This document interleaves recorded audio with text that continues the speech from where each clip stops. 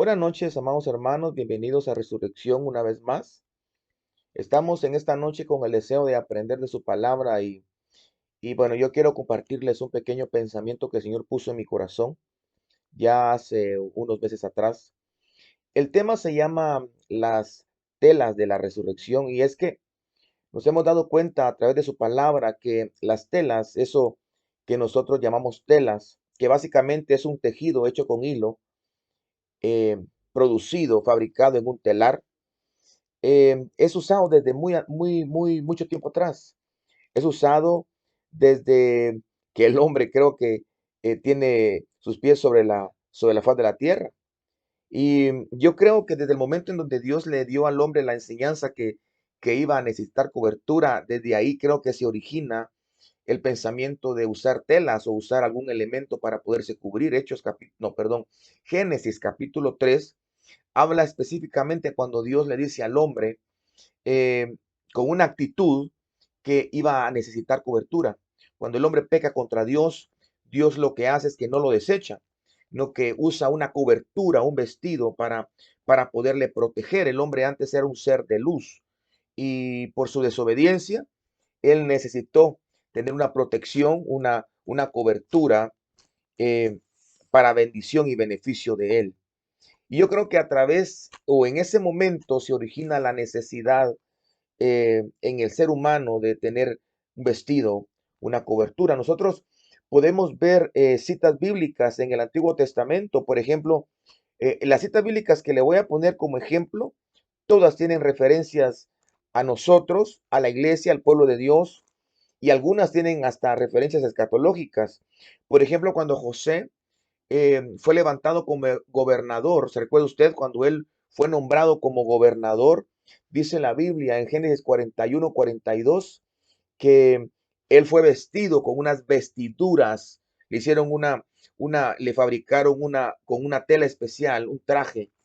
Dice también que cuando hicieron el tabernáculo de reunión, eso lo dice Éxodo 26, 1 y 2, que parte de lo que se hizo en el tabernáculo de reunión fueron las telas. Es decir, que una buena parte de lo que era el tabernáculo de reunión eran telas que se usaron no solamente para dividir áreas, sino que para cubrir ciertas cosas. Otro ejemplo es en Éxodo 28, capítulo 28, verso 39, cuando Aarón, cuando los sacerdotes pues eran ungidos, eran levantados como sacerdotes para ministrar la presencia del Señor, les ponían telas encima, les ponían una cobertura, eran telas especiales para poder ellos ministrar la presencia del Señor. De hecho, hay específicamente algunos indicativos que las vestiduras o las telas que tenían que llevar ellos eran unas telas internas y externas. Me refiero a que ellos tenían que cubrirse no solamente lo que se veía, sino las partes que no se veían. También nosotros vemos en el libro de Números, en el capítulo 4 me parece, que es el capítulo 4 versículo 4 al 14, vemos que cuando el tabernáculo de reunión se trasladaba de un lugar a otro, eh, las cortinas o algunas partes de tela del tabernáculo servían para cubrir algunos utensilios específicos. Más que todos los utensilios del lugar santísimo y del lugar santo eran cubiertos. Es decir, que nosotros a través de la escritura podemos ver que las telas han representado no solamente figura de cobertura, sino que literalmente han servido de protección para ciertas cosas o para ciertas personas. Cuando nos venimos un poco más atrás, un poco más cerca de nosotros, vemos que el Salvador Jesucristo, él nace, eso lo dice Lucas capítulo número 2, en el versículo número 7, dice que inmediatamente después que Jesús nació, fue cubierto por pañales. Eso lo podemos buscar, si quiere lo vamos a buscar ahora. Dice en Lucas capítulo 7, perdón, Lucas capítulo 2, versículo 7 dice, y dio a luz a su hijo primogénito y lo envió, y perdón, y dio a luz a su hijo primogénito y lo envolvió en pañales. No dice que le puso pañales, dice que lo envolvió en pañales y lo acostó en un pesebre porque no había lugar para ellos en el mesón. Y si usted le pone zoom a este versículo, cuando Cristo nace, cuando Cristo viene a esta tierra, físicamente hablando, lo que recibe es una cobertura de una tela. Y cuando nosotros encontramos en el libro de Juan, capítulo 20, dice la Biblia, hablando de la resurrección, dice que corrían los dos juntos, estamos hablando de los dos discípulos y que iban al sepulcro, pero el otro discípulo corrió más a prisa que Pedro y llegó primero al sepulcro. Y bajándose a mirar, vio los lienzos puestos allí, pero no entró, vio los lienzos puestos ahí. Estamos hablando de tela. Cuando Pedro descendió y miró el sepulcro, él lo que vio fue una tela, era un lienzo que estaba allí adentro en el sepulcro, pero él no entró. Luego llegó Simón Pedro, perdón, Juan fue el que vio, después llegó Simón Pedro y entró en el sepulcro, dice, y vio los lienzos puestos allí, y el sudario, que también es tela, que había estado sobre la cabeza de Jesús, no puesto con los lienzos, sino enrollado en un lugar aparte. Ahora, si nosotros nos damos cuenta aquí, pasan algunas cosas significativas. La primera es de que al iniciar su vida aquí en la tierra, fue cubierto por tela. Y cuando termina su vida aquí en la tierra, es cubierto por tela. De hecho, dice la Biblia en el libro de Mateo, capítulo 27. Si usted me acompaña, dice en el capítulo 27, versículo 59, dice, y tomando José, perdón, vamos a leerlo 57, dice 27:57. Ya vimos en el capítulo 20 de Juan que cuando Pedro y Juan llegaron al sepulcro, Juan vio y no entró. Aunque llegó primero, dice que vio la tela, vio los lienzos ahí en el sepulcro. Después llega Pedro y Pedro sí entra al sepulcro y cuando Pedro entra solo mira los lienzos puestos allí y el sudario en un lugar aparte. Pero note lo que dice en Mateo capítulo número 27, verso 57. Dice, cuando llegó la noche vino un hombre rico de Arimatea llamado José, que también había sido discípulo de Jesús. Este fue a Pilato y pidió el cuerpo de Jesús. Entonces Pilato mandó que se le diese el cuerpo. José de Arimatea era un discípulo de Jesús y él cuando murió Jesucristo fue el que le dio la tumba. Pero también dice que pidió el cuerpo de él. Pero miren lo que dice el verso 59. Dice, y tomando José el cuerpo, lo envolvió en una sábana limpia. Entonces podemos ver que cuando Jesús nació y el mundo lo recibe, lo que hace inmediatamente es que lo cubre con una tela. Dice que fue cubierto por pañales, dice, cubierto por una tela. Y cuando él muere, es cubierto por una tela. Es decir, que la tela estuvo desde el principio en la vida de Jesús como al final. Toda su vida lo acompañó una tela. Toda su vida lo acompañó una vestimenta. Toda su vida lo acompañó una cobertura. Ahora, si usted no cree que es importante el hablar de la cobertura o de la tela o de los lienzos, le quiero explicar algo. Después el apóstol Pablo, cuando ya le habla a la iglesia, le habla muchos aspectos eh, que Jesús los mencionó en su vida. De hecho, ¿qué? Vamos a ver si lo tengo aquí apuntado, en el capítulo número 6 del libro de Mateo, Jesús habla específicamente sobre la preocupación por la vestimenta. Y cuando Pablo le decía que empieza a darle a la iglesia algunas indicaciones, Pablo menciona en muchas ocasiones la importancia de la vestidura. Tal vez no de una manera literal como tela, pero sí está hablando que la vestidura es importante. Por ejemplo, Pablo habla de que nos tenemos que revestir con el nuevo hombre y despojarnos del viejo hombre. Dice que tenemos que vestirnos con las armas de la luz. Dice que también tenemos que revestirnos con la armadura de Dios.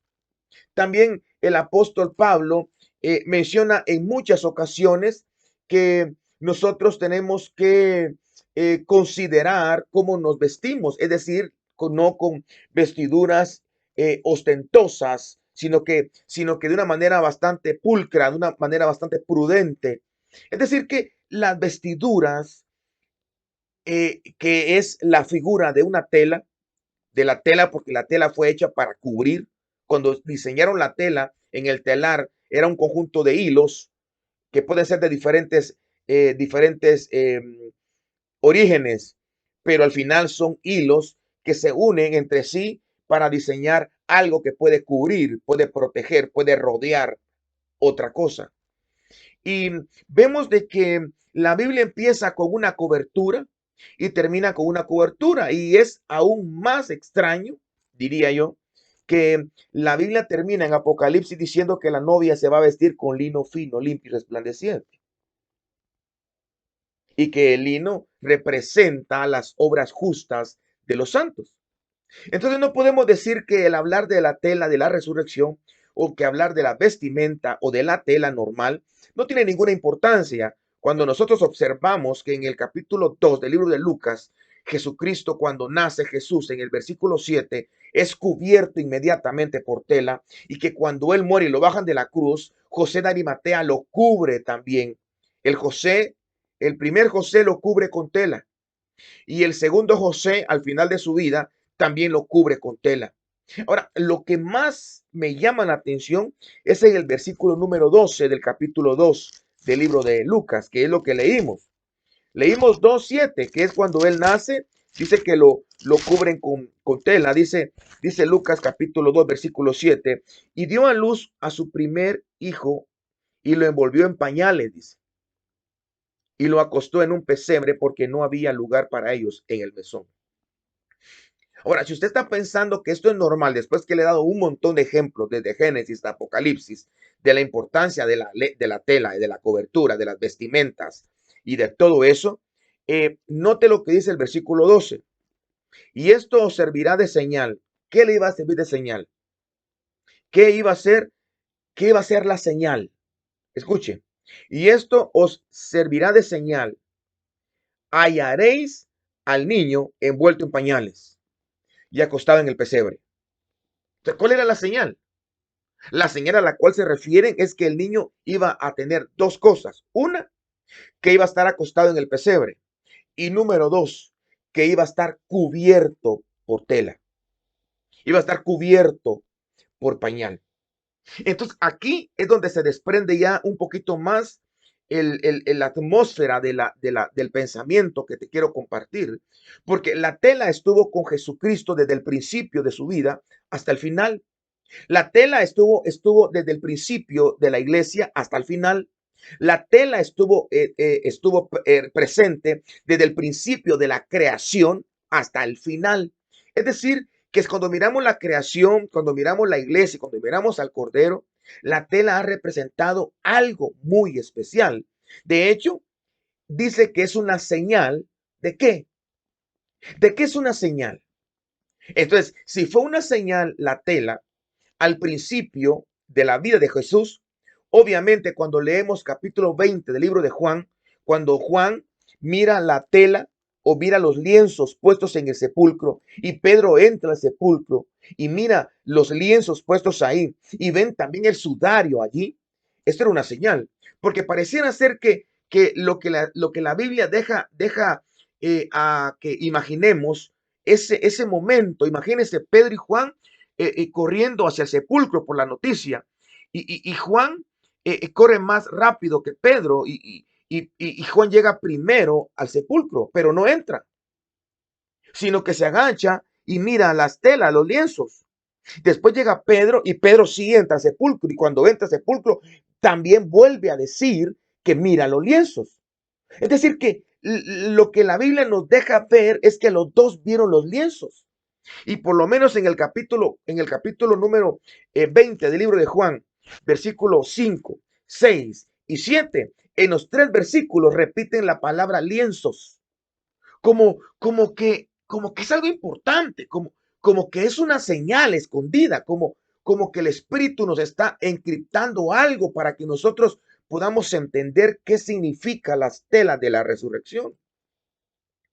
Y es que, fíjese, amado hermano, que cuando nosotros relacionamos la resurrección con las telas, podemos partir de un montón de misterios. Por ejemplo, cuando nosotros miramos a Jesús, Juan capítulo 20, 5 y 7, lo que acabamos de leer, que Pedro y Juan llegan al sepulcro y ellos miran los lienzos, la palabra lienzo, que es tela, la palabra lienzo es una palabra que es la palabra 3608 y es la palabra otsonión, Otsonion, otsonión. Esa es la palabra 3608 y significa lienzo. Entonces, aquí vemos que en la vida de Jesús había otsonión, había un lienzo, que fue lo que vieron ellos allí en el sepulcro, que fue lo que vieron ellos allí en la tumba vacía de Jesús. Él no estaba, solo estaba el otsonión, los lienzos, solo estaba la tela allí adentro. Lo vio Juan y lo vio Pedro. Ok, ahora, si nosotros vamos un poco más antes de esta escena, vemos en Mateo capítulo 27, versículo 59, lo que leímos cuando el Señor lo bajan de la cruz y este José de Arimatea, alguien que tenía mucho dinero, dice en la Biblia que juntamente con Nicodemo, eh, ellos se encargan del cuerpo cuando lo bajan y José de Arimatea dice que lo envuelve en una sábana, que también es tela. Pero no es la misma tela del sepulcro que ellos vieron, porque la palabra griega que usan aquí para describir sábana es la palabra sidón y es la palabra 4616. Otsonión es la palabra 3608, que son los lienzos de adentro de la tumba. Cuando bajó él y lo cubrieron con una sábana, es la palabra G4616 y es la palabra sindón, Sindon, sindón, y significa sábana. Pero aquí también vemos otro tipo de tela. Pero también cuando nosotros miramos otra resurrección, que es en Juan 11:44, cuando vemos la resurrección de Lázaro, vemos otro tipo de telas que también está mezclada entre la resurrección. Es decir, que en la resurrección operan diferentes raíces griegas refiriéndose a telas. Aunque pareciera que es lo mismo, pero no, no es lo mismo, porque una significa lienzo, otra significa sábana, y esta de 11:44 del libro de Juan, esta significa venda. Y es cuando dice que Lázaro salió de la tumba, dice, el que había muerto salió de la tumba atadas los pies y las manos con vendas.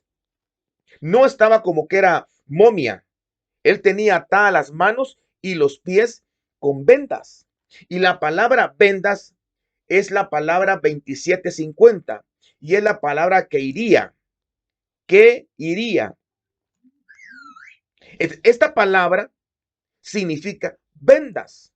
Entonces, aquí es algo interesante porque miramos que en la resurrección, por lo menos, hay tres telas que están relacionadas íntimamente con la resurrección. La primera es cuando Jesús muere, así como la tela lo cubrió cuando vino a la tierra, también la tierra, la tela lo cubre cuando él deja el cuerpo. Es decir, cuando él deja cuando él deja esta tierra. Ahora, después vemos a un hombre llamado Lázaro que sale de la tumba ya resucitado, pero aún con tela en su cuerpo. Y el Señor no quiere que él siga con esa tela en su cuerpo, dando a entender de que hay algo que trae la tela y hay una enseñanza misteriosa que el Señor tiene por medio de la tela a nuestras vidas. Y aquí es donde ya llegamos al corazón de la enseñanza de esta noche. Porque fíjense, hermanos amados, que yo no sé si usted sabía, pero cuando una persona tiene una herida en un cierto lugar, generalmente son heridas que son tratables, que tienen, ¿cómo le explico yo? No hay una gravedad sino que son tratables en casas, son tratables en el cualquier lugar. Se usan lienzos. Una herida, un rozón, un machucón, un doblón de pies, tal vez un chinchón, eh, eh, qué sé yo, se usan lienzos. Entonces, los lienzos se usan, es tela, los lienzos se usan como para tratar una herida, una enfermedad de una manera local y de una manera que no es grave. Es decir, no va a usar usted un lienzo para algo que sea grave.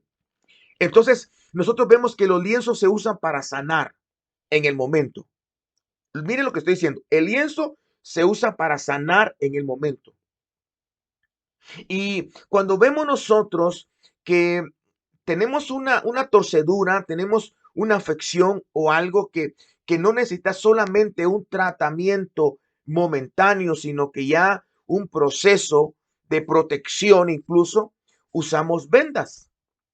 Cuando alguien tiene un doblón, cuando alguien tiene, necesita ponerse algo en un lugar, se le venda para que se mantenga en proceso su dolencia para sanidad.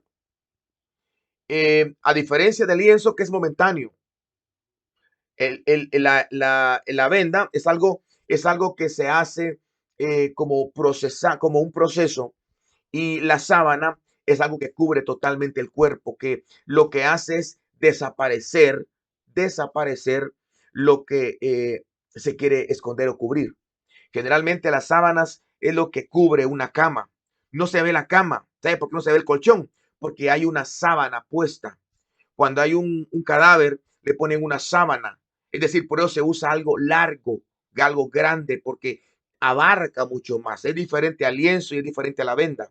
Eso cubre totalmente. Entonces, cuando nosotros logramos entender esto, podemos ver que las telas en la resurrección es un tema que a nosotros nos da la revelación o el entendimiento que lo que hizo Jesús en el Calvario es sanar una herida, es restaurar una parte, es, es, es, eh, es sanar un mal. Y ese mal se llamaba pecado. Esa herida se llamaba muerte. Y eso no lo hizo por proceso, lo hizo de una vez y para siempre. Por eso es que el lienzo se usa únicamente para sanar algo en el momento. Ponete un lienzo de agua caliente. Tienes un chinchón, ponete un lienzo aquí, ponete agua, un lienzo caliente por acá. Ponete esto porque eso solo es un tiempo que lo vas a usar, después, boom, se va. Ese es el sacrificio de Jesús. Eso es lo que Jesús logró por nosotros en el Calvario. En un momento. No lo está haciendo, ya lo hizo. Él no está batallando con Satanás, lo derrotó.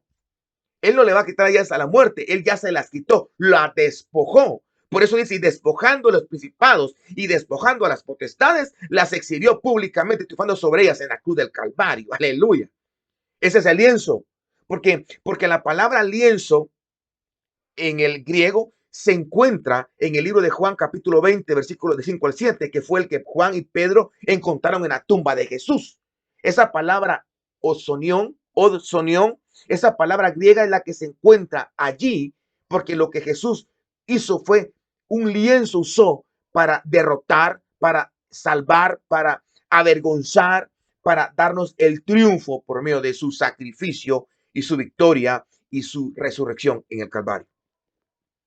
Ahora vemos por otro lado vemos cuando se envolvió Jesús, aunque debía haber empezado por pero esto fue antes, él tuvo que envolverse. Cuando él vino a la tierra, él tuvo que participar de lo que nosotros participamos. Eso lo dice la Biblia, no lo digo yo.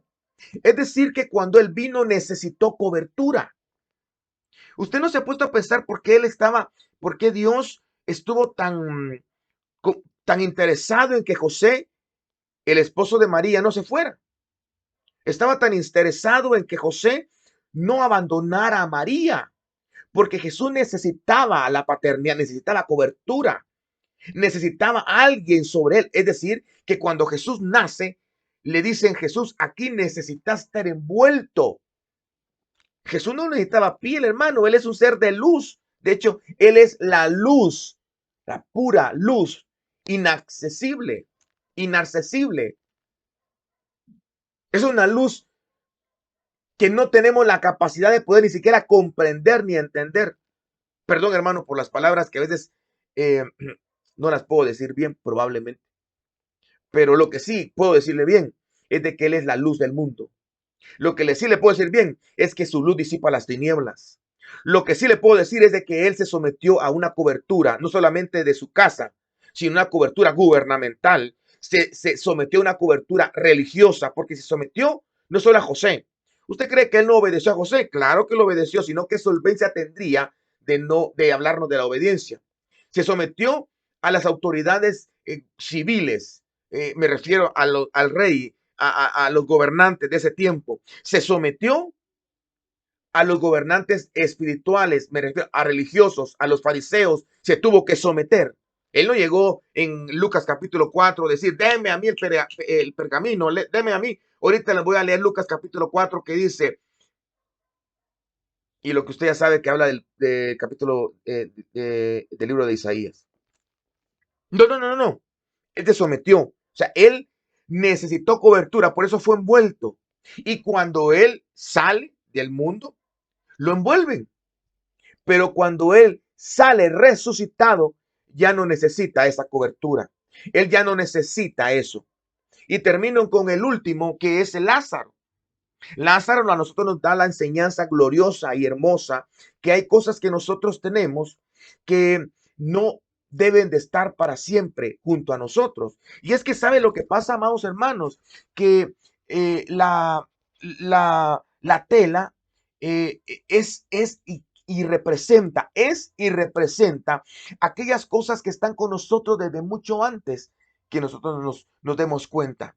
Hay cosas que venimos acarreando desde mucho tiempo, al igual que Jesús estuvo desde su principio hasta su final cubierto por tela. Al igual que la iglesia de Jesucristo, desde el principio hasta el final necesitó cobertura. El mundo, desde el principio hasta el final, necesita cobertura. Entonces, nosotros tenemos que entender algunas cosas respecto a las telas de la resurrección. Cuando hablo de las telas de la resurrección, estoy hablando de aquellas cosas que nosotros tenemos que nos sirvieron únicamente un tiempo. Cuando el Señor resucita de la tumba y cuando Él sale de la tumba, Él ya no necesita eso que en algún momento le sirvió. Y cuando hablo de un momento le sirvió, no solamente me estoy refiriendo a las cosas positivas y gloriosas que tenía. ¿A qué me refiero? Me refiero al poder para sanar, para liberar. Me refiero al poder para predicar, para traer masas hacia Él.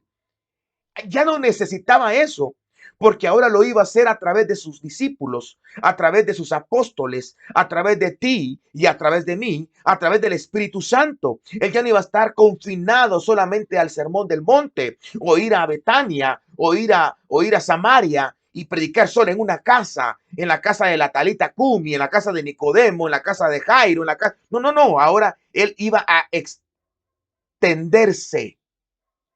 Iba a haber una expansión total, porque iba a dejar eso que un momento le sirvió, pensando en las cosas buenas. ¿Qué cosas buenas tienes tú que nos aferramos a eso? Como que nos lo fuéramos a llevar. Hay gente que se aferra al ministerio, como que allá arriba el ministerio lo vamos a jalar, allá mismo, allá vamos a ser pastores y seguramente van a ir mis ovejas y voy a tener. No, no, no, hermano, dice que ¿sabe qué dice la Biblia? Que todo se va a terminar, los dones. Sí, así dice. Hay cosas que ya no van a, ya no, allá ya no funcionan. Solo funciona aquí en la tierra. Es como esta piel que tenemos, mire hermano. Esta piel no va a funcionar allá arriba. Esta piel la tenemos porque somos espíritus que nos metieron en este cuerpo y necesitamos esto como una protección, como un recordatorio. También esto que tenemos aquí, miren, esto es un recordatorio que necesitamos cobertura, necesitamos protección, pero llegará un momento, aleluya, que ya no lo vamos a necesitar. Y esas cosas buenas y positivas las tenemos que soltar, hermano. Las tenemos que dejar, hermano. Ahora pensemos de las cosas negativas que solamente por un momento nos ayudaron. Por ejemplo, por ejemplo, en el caso mío, hermano, la adicción a las drogas. Usted dirá, uy, cómo va a pensar usted, hermano, que eso venía de parte de Dios? No, claro que no. No, pero todas las cosas les ayudan a bien a los que aman. Yo amo a Dios y eso me va a ayudar para bien. De hecho dice en la Biblia que Dios le decía a Faraón que era su siervo. Lo mismo le dijo al rey Nabucodonosor, que Nabucodonosor, siervo mío, le dice. Y al final del día, Satanás es un siervo de Dios. Le está sirviendo a Dios para sacar la basura que tienen las personas y que tenemos dentro de nosotros. Todo lo sucio, el Satanás lo saca y Dios lo va tirando hasta llegarnos puros, limpios y sin mancha para llevarnos a Él de vuelta. Entonces, hay cosas, hermano, que la tela representa, aquellas cosas buenas y malas que nos han acompañado toda la vida. Llámense costumbres, llámense tradiciones, llámense pensamientos, llámense paradigmas, llámense preguntas, llámense respuestas. Es decir, hay cosas, hermano, que no las debemos de cargar siempre. Vamos a tener que soltarlas, porque por mucho conocimiento que tengamos de Dios, ese conocimiento ya no nos va a servir en un momento. ¿A qué me refiero, hermano Julio? A que ahora vemos oscuramente, dice la Biblia, pero más adelante le veremos tal como Él nos ve, tal como es, tal como nosotros somos. Vamos a conocer lo que no hemos conocido. No nos podemos aferrar a las cosas de aquí. Llámese conocimiento, llámese cosas materiales, llámese una persona, lo que sea, logros, incluso los fracasos. Hay gente que no suelta los fracasos, hermano. Es una tela que te vistió.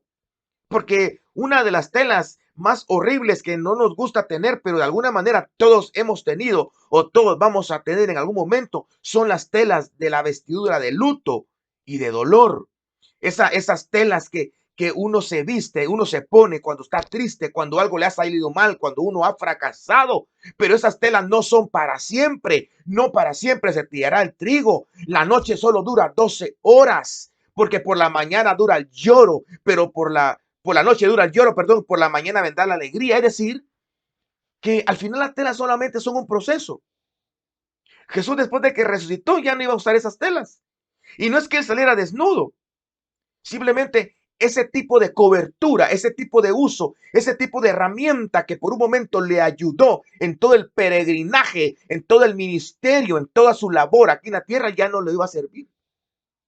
Entonces, cuando hablo de las telas de la resurrección, estoy hablando, amados hermanos, estoy hablando de aquellas cosas que deben de ser desprendidas, si así se le puede decir, se deben desprender, mejor dicho, ¿no? Se deben desprender de nosotros, se deben de dejar en la tumba. Con razón, el Señor le dijo a Lázaro, Lázaro ven fuera, y cuando estaba fuera, Jesús dijo, Lázaro no puede liberarse. ¿Y sabe por qué digo esto? Porque en el capítulo número 11 del libro de Juan, él dice, desatarle y dejarle ir. ¿Y por qué dice dejarle ir? Esto está haciendo referencia a que Lázaro quería, Lázaro como que estaba luchando por caminar o por levantar las manos, pero no podía. Entonces Jesús le dice a sus discípulos, déjenle ir. Pero note esto, por favor, un paréntesis, que esto es cuestión de coberturas. Es que al hablar al hablar de las telas de la resurrección, estoy hablando de coberturas, estoy hablando de un lenguaje de cobertura, estoy hablando de un lenguaje no terrenal, estoy hablando de un lenguaje que va más allá de la creación, hermano, porque la cobertura se originó ahí arriba.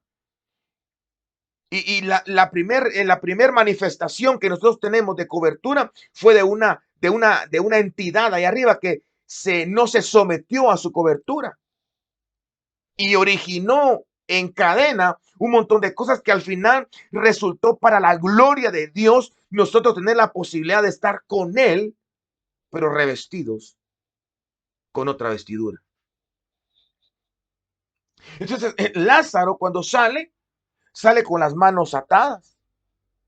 Y cuando yo estoy hablando de las manos atadas, me estoy refiriendo, yo sé que usted sabe que son las obras, pero yo quisiera hacerle zoom a la palabra que él dijo, déjenle ir, porque hay cosas que quieres tú hacer que no puedes hacer. Me refiero a acciones, no a pensamientos, no a, es que yo quería, intenciones, me refiero a acciones. Por ejemplo, pedirle perdón a alguien o perdonar a alguien, es una acción. Porque el perdonar no es un sentimiento. No, no se vaya a confundir que uno es que no siento perdonar. Momento, pueblo. El perdón no es un sentimiento. El perdón es una decisión que uno lo hace por obediencia. La Biblia dice, perdonaos los pecados unos a otros. Confesaos los pecados unos a otros. Perdonaos vuestras faltas, como también nosotros perdonamos a los que nos ofenden, Él nos perdonará. Es como el amor. El amor no es un sentimiento, hermano, perdóneme, pero el amor no es un sentimiento. ¿Por qué es un sentimiento? Porque Dios es amor y Dios no es un sentimiento, es espíritu. Dios es espíritu. Y si Dios es amor, el amor es algo espiritual. No es algo que se tenga que manejar con el alma. Claro, el alma es como el precursor del amor, pero el origen de donde se desprende, de donde viene el fluir del amor, no es de los sentimientos. Porque cuando lo maneja el sentimiento, uno después dice, ya no lo amo, ahora lo odio, se me está muriendo el amor, como dice Mijares, se nos acabó el amor. No sé por qué. Para empezar, el amor no tiene que ser manejado por el alma. El amor tiene que ser manejado por el espíritu. Claro, la manera en transmitirlo o en poderlo administrar es el alma, porque ahí está el intelecto, los sentimientos, el conocimiento, las emociones. Pero ese no es el tema. Lo que quiero llevarte es que el amor dice, amaos unos a otros. Fíjate que dice, amaos unos a otros. Amarás a tu prójimo como a ti mismo. ¿Verdad que le parece como que fuera un mandamiento? Porque dice, ¿cuál es el primer mandamiento? O mejor dicho, ¿cuál es el primer mandamiento? Amarás al Señor tu Dios con todo tu corazón, con toda tu alma, con toda tu mente, con todas tus fuerzas. Mandamiento. Mandamiento. No es una sugerencia. No es una aportación. Mandamiento es hacerlo. ¿Sientes amar a Dios? Yo no siento amar a Dios. Va. Lo más cardíaco es el segundo mandamiento, que dice, ¿cuál es el segundo mandamiento? Es similar al primero. Dice, amarás a tu prójimo como a ti mismo. Entonces, el amar a alguien no es algo que se tenga que sentir ni algo que se tenga que ganar. Hay gente que dice, es que ese no se gana, mi amor. Ese no se gana. No es que se lo gane, es que usted tiene que obedecer. Y dice, amar, es una decisión. Lo mismo es el perdón. Una acción de perdonar, una acción de amar, no es decirlo. Eso no es acción. Eso crea una acción. Él dice, y Jehová dijo, hágase la luz, y vino la acción.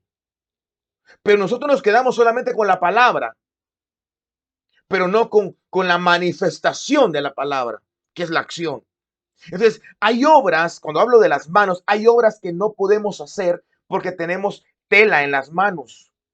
Estamos atados, es decir, hay un momento en donde ya no necesitas esa atadura. Bueno, un tiempo no pudiste amar, ahora sí puedes amar. ¿Por qué puedes amar? Porque Dios te amó primero, porque entendiste la revelación de lo que es el amor de Dios. ¿Cómo lo entendiste? Porque entendiste que el sacrificio de Jesucristo se originó porque te amó a ti. Antes de la fundación del mundo, yo te nombré. Antes de la fundación del mundo, te santifiqué. Antes de la fundación del mundo, te predestiné. Es decir, que entendiste eso y eso te hace amar a alguien. ¿Cuántas obras no podemos hacer, hermanos?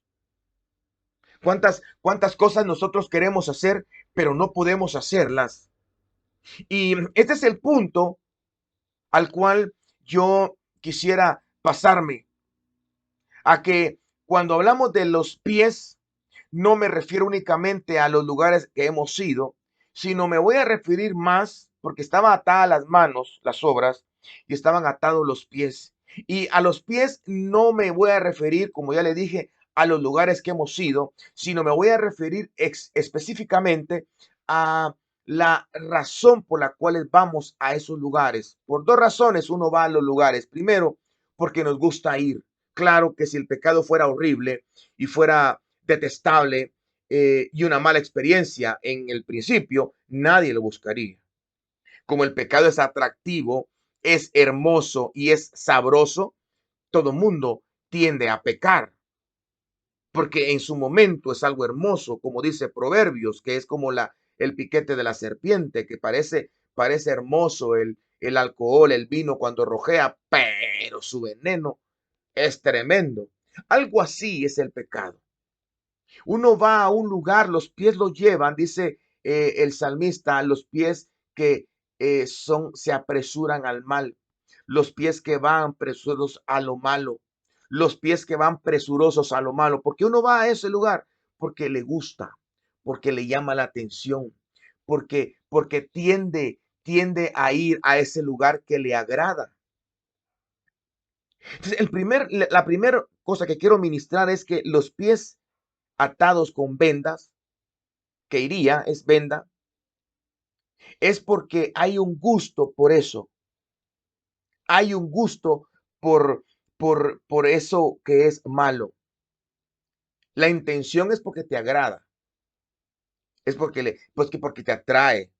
¿Por qué se va a los billares? Porque les gusta el billar. ¿Por qué se toma cerveza? Porque le gusta el efecto. ¿Por qué toma el alcohol? Porque le gusta el efecto o el sabor probablemente. ¿Por qué hay mucha fornicación, adulterio? ¿Por qué? Porque sienten delicioso hacerlo. ¿Por qué hacen esto? Porque les gusta, les atrae. Eso es correr con sus pies atados y brincando. Y lo interesante es que Él quiere desatarnos. Quiere quitarnos esa tela que ya no nos sirve. Debemos de decirle al Señor que nos quite el gusto por eso malo. Y la otra razón por la cual nosotros acudimos a cierto lugar, primero es porque nos gusta y segundo porque creemos que lo necesitamos. Hermano, muchas personas creen que necesitan el dinero. Muchas personas creen que necesitan a un hombre, a una mujer a su lado. Muchas personas creen que necesitan un ministerio. Hay gente que cree que necesita ser más alta o ser más delgada o ser más joven y se estiran la piel, o necesito acolocharme porque soy de pelo liso, o necesito alistármelo porque soy muy colocha. Yo necesito verme más delgada, más alta, más blanca, más...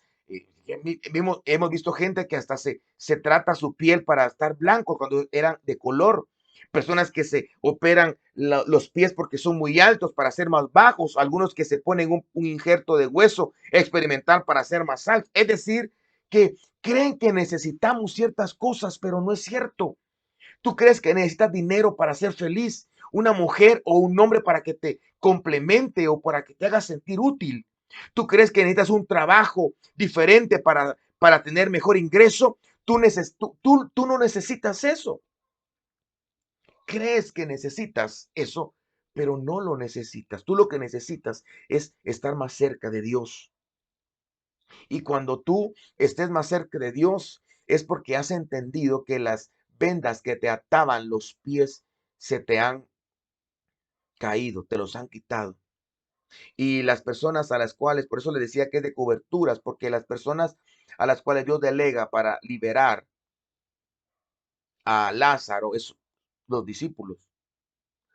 Y los discípulos obedecieron a su cobertura, que es Jesús. Y las vendas cubrían sus manos y sus pies. Es decir, es como una administración de coberturas a lo cual yo quiero referirme en esta noche. Las telas de la resurrección representan aquellas cosas que han estado contigo y solamente mediante la resurrección se pueden quitar. Si no resucitas, vas a tener esas telas siempre. Lázaro necesitaba en su resurrección tener la oportunidad de vivir ahora libre de eso. Jesús por un tiempo usó esas telas, pero no más. Ya después de resucitar, sus coberturas, su visión, todo cambió. Nosotros, como el cuerpo místico de Cristo, al resucitar, también debemos de dejar aquellas cosas buenas o malas y evolucionar. Si hay algo bueno, vamos a mejorarlo. Y si algo malo, vamos a dejarlo. Solamente por medio de la resurrección podemos nosotros ser total y completamente liberados de esas telas que nos han acompañado durante toda nuestra vida. Entonces, que Dios te bendiga abundantemente. Yo espero y le pido a Dios que cada tema pueda ministrar tu corazón y puedas tú aprender algo. Mire, vive Dios, que lo que yo le traigo son experiencias que yo he vivido, son experiencias que traigo de mi sepulcro, de mi cruz, de mis lágrimas, también de mis glorias, de mis triunfos, de lo que yo tengo es lo que te estoy dando. No es un tema que busqué en internet, un tema que fabriqué oyendo a otro. Bueno, tal vez me han servido muchas cosas, pero la fuente más inagotable que tengo es Jesucristo, obviamente, en mí, porque las experiencias de esos que yo hablo, no de conocimiento, sino de experiencias. Que Dios te bendiga. Te espero el próximo sábado a las 7 de la noche acá en Resurrección. Bendiciones.